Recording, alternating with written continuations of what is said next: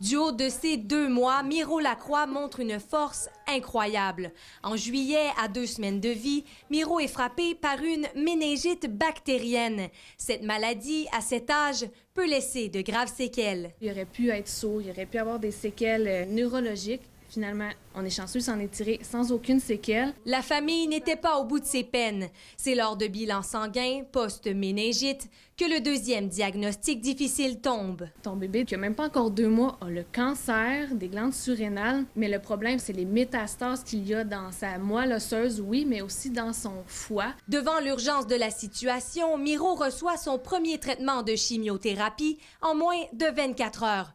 Grâce à cela, son foie est presque assuré d'être sauvé.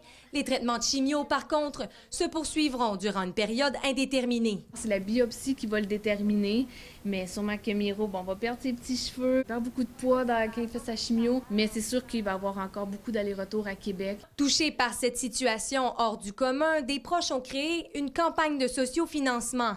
Des centaines de personnes se sont mobilisées. À ce jour, le montant s'élève à plus de 12 000 $.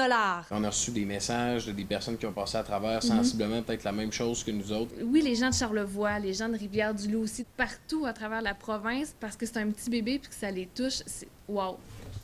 Aujourd'hui, Miro est de retour à la maison avec ses parents en attendant son deuxième cycle de chimiothérapie ainsi que sa biopsie qui auront lieu dans moins d'1 semaine. Mais, tu sais, on n'a pas la santé présentement, mais on a l'espoir, puis ça, je pense que c'est le plus important. Ève Beauregard, La Malbaie.